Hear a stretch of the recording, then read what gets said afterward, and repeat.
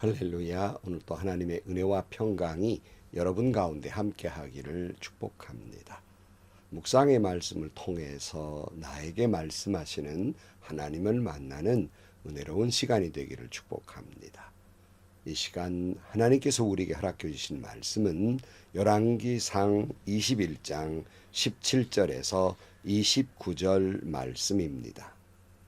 주님께서 디셉 사람 엘리야에게 말씀하셨다. 일어나 사마리아에 있는 이스라엘 왕 아합을 만나러 내려가거라. 그가 나봇의 포도원을 차지하려고 그곳으로 내려갔다. 너는 그에게 다음과 같이 전하여라. 나 주가 말한다. 내가 살인을 하고 또 재산을 빼앗기까지 하였느냐? 나 주가 말한다. 개들이 나봇의 피를 핥는 바로 그곳에서 그 개들이 내 피도 핥을 것이다.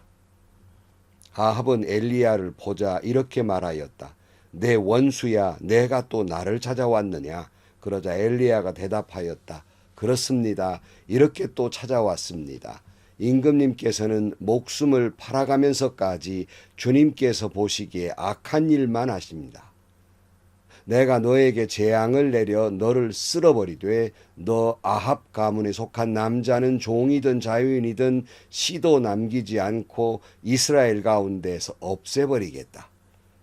내가 이스라엘 사람에게 죄를 짓게 해서 나를 분노하게 하였으니 내가 내 가문을 느밧의 아들 여로보암의 가문처럼 또 아이야의 아들 바하사의 가문처럼 되게 하겠다. 주님께서는 또 이세벨을 두고서도 개들이 이스라엘 성 밖에서 이세벨의 죽음을 찢어 먹을 것이다 하고 말씀하셨습니다. 아합 가문에 속한 사람은 성 안에서 죽으면 개들이 찢어 먹을 것이고 성 밖에서 죽으면 하늘의 새들이 쪼아 먹을 것이라고 하셨습니다. 자기 아내 이세벨의 충동에 말려든 아합처럼 주님께서 보시기에 이렇게 악한 일을 하여 자기 목숨을 팔아버린 사람은 일찍이 없었다. 아합은 주님께서 이스라엘 자손의 눈앞에서 쫓아내신 그 아모리 사람이 한 것을 본받아서 우상을 숭배하는 매우 혐오스러운 일을 하였다. 아합은 이 말을 듣고는 자기 옷을 찢고 맨몸에 굵은 베옷을 걸치고 금식하였으며 누울 때에도 굵은 베옷을 입은 채로 눕고 또 일어나서 거닐 때에도 슬픈 표정으로 힘없이 걸었다. 그때 주님께서 디셉 사람 엘리야에게 말씀하셨다. 너는 아합이 내 앞에서 겸손해진 것을 보았느냐? 그가 내 앞에서 겸손해졌기 때문에 나는 그가 살아있는 동안에는 그에게 재앙을 내리지 않고 그의 아들 때에 가서 그 가문에 재앙을 내리겠다. 아멘. 철없는 아합과 하나님 파리를 한 이세벨, 그 악한 자들 앞에 이제 엘리야 선지자가 등장합니다. 17절 말씀에 보면 주님께서 디셉 사람 엘리야에게 말씀하셨다. 일어나 사마리아에 있는 이스라엘 왕 아합을 만나러 내려가거라. 그가 나봇의 포도원을 차지하려고 그곳으로 내려갔다. 하나님께서 아합의 죄악을 엘리야에게 말씀하시고 그런 엘리야가 이제 아합에 가서 전해야 될 말씀, 그러니까 신탁의 말씀을 엘리야에게 말씀하신 겁니다. 엘리야는 아합을 만나서 하나님이 주신 말씀을 전하는 내용이 본문의 말씀입니다. 그 전하는 내용이야 무시무시한 심판의 말씀이셨습니다. 19절 말씀에 보면 너는 그에게 다음과 같이 전하여라. 나 주가 말한다. 내가 살인을 하고 또 재산을 빼앗기까지 하였느냐? 나 주가 말한다. 개들이 나봇의 피를 핥은 바로 그곳에서 그 개들이 내 피도 핥을 것이다. 아합은 엘리야를 보자 이렇게 말하였다. 내 원수야, 내가 또 나를 찾아왔느냐? 그러자 엘리야가 대답하였다. 그렇습니다. 이렇게 또 찾아왔습니다. 임금님께서는 목숨을 팔아가면서까지 주님께서 보시기에 악한 일만 하십니다.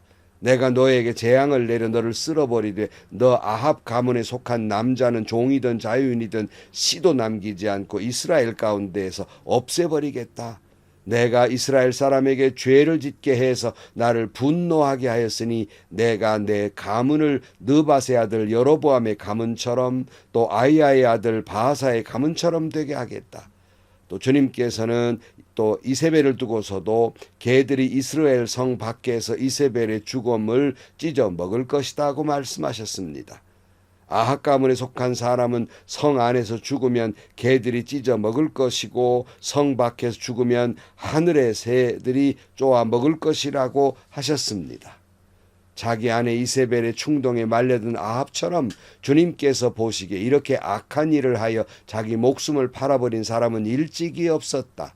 아합은 주님께서 이스라엘 자손의 눈앞에서 쫓아내신 그 아모리 사람이 한 것을 본받아서 우상을 숭배하는 매우 혐오스러운 일을 하였다 그랬어요.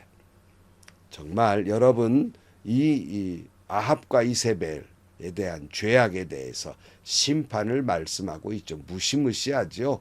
그들이 죽을 것이고 개들이 그들을 찢어 먹을 것이다.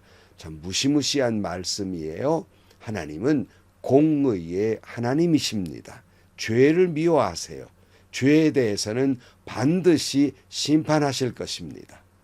요한계시록 22장 12절 말씀에 보아라 내가 곧 가겠다.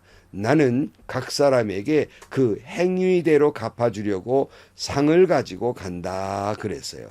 사랑하는 성도 여러분, 하나님은 오늘 여러분이 행한 대로 갚아주실 겁니다. 하나님 말씀대로 살아간 자들에게는 상을 줄 것이고 말씀에 어긋난 자에게는 죽음의 심판이 있게 될 것입니다. 그런데 여러분, 아합과 이세벨이 죄를 지어서 심판을 내리신다면 두말할 것 없이 벼락이라도 쳐서 그들을 죽게 만들 일이지, 왜 하나님은 굳이 엘리야를 보내서 너희들이 이렇게 죄를 지었으니 심판할 것이다 하는 무시무시한 말씀을 하고 있는 것일까? 그 까닭이 무엇일까 하는 거예요. 이미 앞에서 말씀을 한 바가 있습니다마는 그것은 아합에게 회개의 기회를 주고 계시는 겁니다.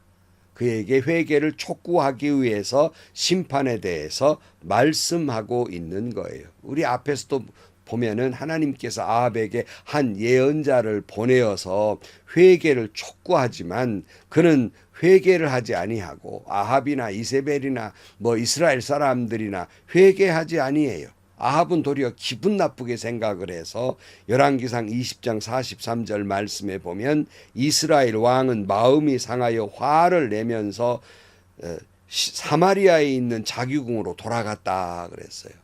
여러분, 누가 심판의 말을 좋아할 사람이 어디 있겠습니까? 그러나 여러분들이 목사님의 설교 말씀을 듣든지 말씀을 묵상하든지 성경을 읽든지 회개를 촉구하는 말씀이 들리거든 기분 상하게 생각하지 마시고 내가 무슨 회개할 일이 있나를 되돌아보고 그 회개의 기회를 주실 때 회개할 수 있어야 하는 것입니다.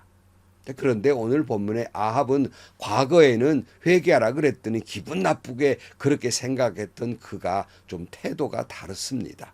오늘 27절 아합은 이 말을 듣고는 자기 옷을 찢고 맨몸에 굵은 베옷을 걸치고 금식하였으며 누울 때에도 굵은 베옷을 입은 채로 눕고 또 일어나서 거닐 때에도 슬픈 표정으로 힘없이 걸었다. 그는 참 슬픈 표정으로 굵은 베옷을 입고 이 전형적인 이스라엘 사람들의 슬픔과 회개의 모습이에요. 그런 모습이 보이게 됩니다.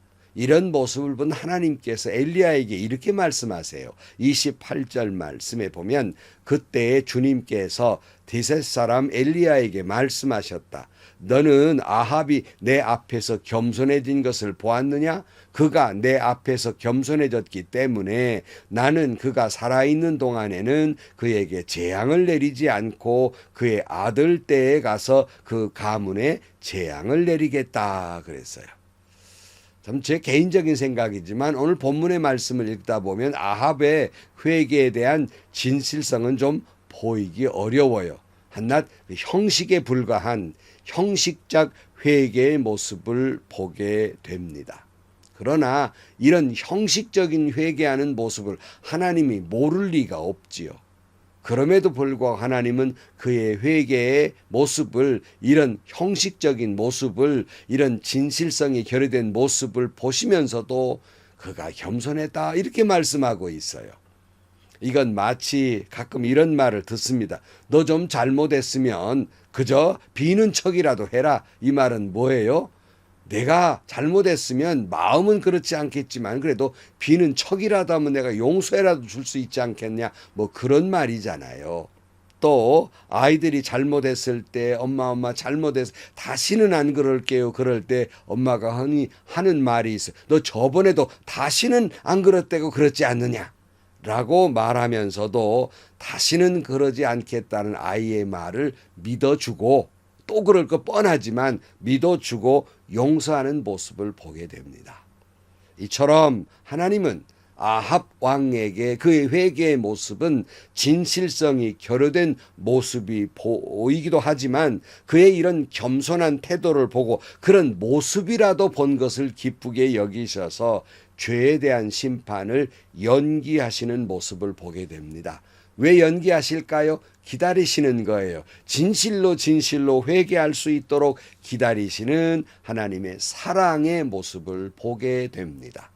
여러분 잊지 마실 것은 이 무시무시한 하나님의 심판, 이 무시무시한 하나님의 공의 안에는 이와 같은 하나님의 사랑이 있다는 사실입니다. 성도 여러분, 하나님은 내가 행한 대로 갚으실 것입니다. 심판하실 것입니다. 하나님은 공의의 하나님이십니다. 그러나 하나님의 그 공의와 심판 안에는 사랑이 있습니다. 여러분, 공의가 진정한 공의로움이 되기 위해서는 인정사정 볼 것 없는 심판이 아니라 그 안에 사랑이 있을 때 공의는 진정한 공의가 되는 것입니다. 다시 한번 회개의 기회를 주시고 다시 한번 회개를 촉구하시고 다시 한번 기다리고 또 기다려주시는 하나님의 사랑. 오늘 또 아합 왕에게 말씀하고 있는 것이 아니라 오늘 저와 여러분에게 말씀하고 있는 거예요. 오늘 또 나를 향하여 하나님은 회개하고 돌아오기를 기다리고 계십니다. 집 나간 탕자를 기다렸던 아비의 마음으로 우리가 하나님 앞에 회개하기를 오늘 또 기다리고 계십니다. 오늘 또 하나님은 저와 여러분을 향해서 참고 또 참고 또 참고 불쌍히 긍휼히 여기고 계십니다. 하나님은 나를 사랑하시되 이처럼 이와 같이 참으시면서 끝까지 사랑하시는 하나님의 사랑의 모습입니다. 기도하시겠습니다. 하나님 아버지, 죄에는 반드시 심판이 있는 것을 알면서도 어쩌면 그렇게 사탄의 충동질 속에서 죄악에 빠지는지 저희들 붙들어 주셔서 죄악에 빠지지 않도록 붙들어 주옵소서. 오늘 또 행한 대로 갚으시는 그 하나님 앞에 심판이 아니라 상을 받을 수 있는 믿음의 삶을 살게 하여 주옵소서. 그러나 그 공의 속에 참고 또 참는 기다려주시는 하나님의 사랑이 있음을 깨닫습니다. 오늘 또 이 말씀을 듣고 참고 기다려주시는 하나님 앞에 진실로 회개하는 저희들이 되게 하여 주옵소서. 예수님의 이름으로 기도하옵나이다. 아멘. 성도 여러분, 우리가 심판을 받을라 치면 벌써 심판을 받아야 할 존재예요. 하나님이 몰라서 저와 여러분을 심판하지 않는 것이 아니라 기다려주고 계시는 거예요.